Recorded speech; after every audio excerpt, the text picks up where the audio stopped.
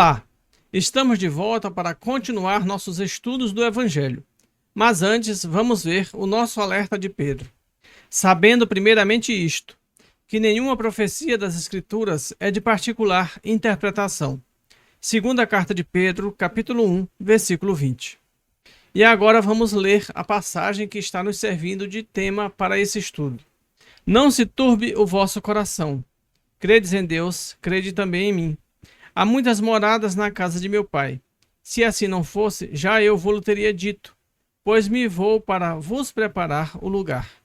Depois que me tenha ido e que vos houver preparado o lugar, voltarei e vos retirarei para mim, a fim de que, onde eu estiver, também vós aí estejais. João, capítulo 14, versículos 1 a 3. Bem, nós vamos continuar a nossa descrição de cada tipo de mundo habitado. Agora nós vamos falar sobre mundos de provas e de expiações. Mundo de provas e expiações é exatamente a situação da Terra.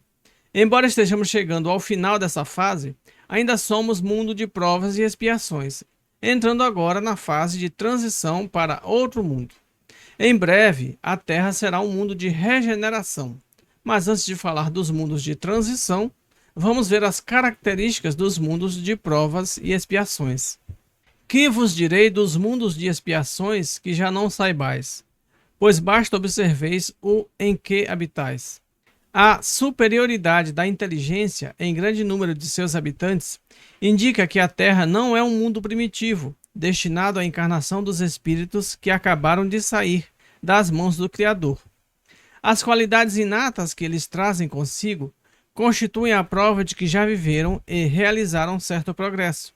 Mas também, os numerosos vícios a que se mostram propensos constituem um indício de grande imperfeição moral.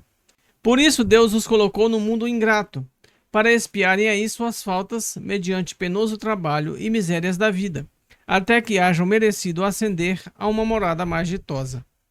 Mas, embora sejamos um mundo de provas e expiações, não são todos que vivem aqui que se encontram em estado de expiação.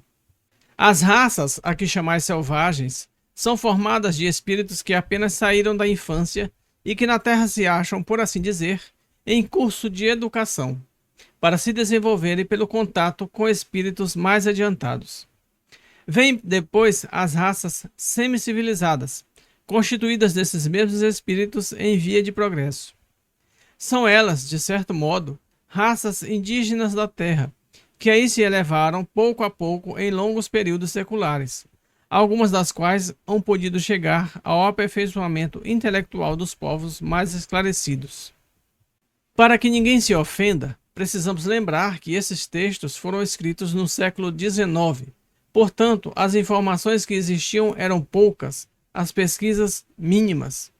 Então, é preciso contextualizar as informações. Hoje sabemos muito mais e também as pessoas evoluíram mais porque o mundo também evoluiu.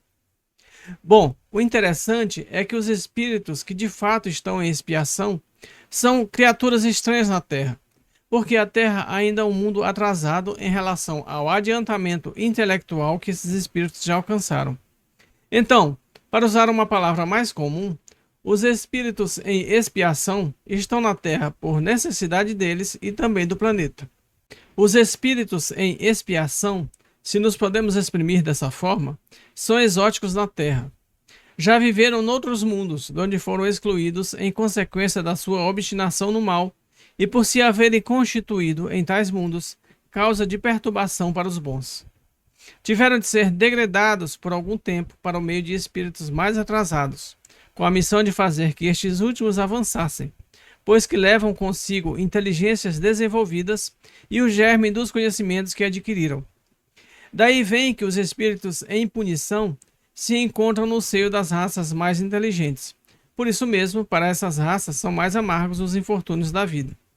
É que há nelas mais sensibilidade, sendo, portanto, mais provadas pelas contrariedades e desgostos do que as raças primitivas, cujo senso moral se acha mais embotado. A sabedoria e a bondade de Deus colocou espíritos intelectualmente mais adiantados na Terra para que eles deem impulso ao desenvolvimento desse planeta. Ou seja, estão de castigo, mas ao mesmo tempo ajudando os mais atrasados.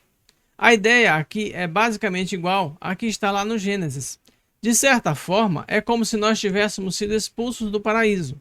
O que a Bíblia descreve é exatamente essa situação de exílio que muitos de nós vivemos na Terra.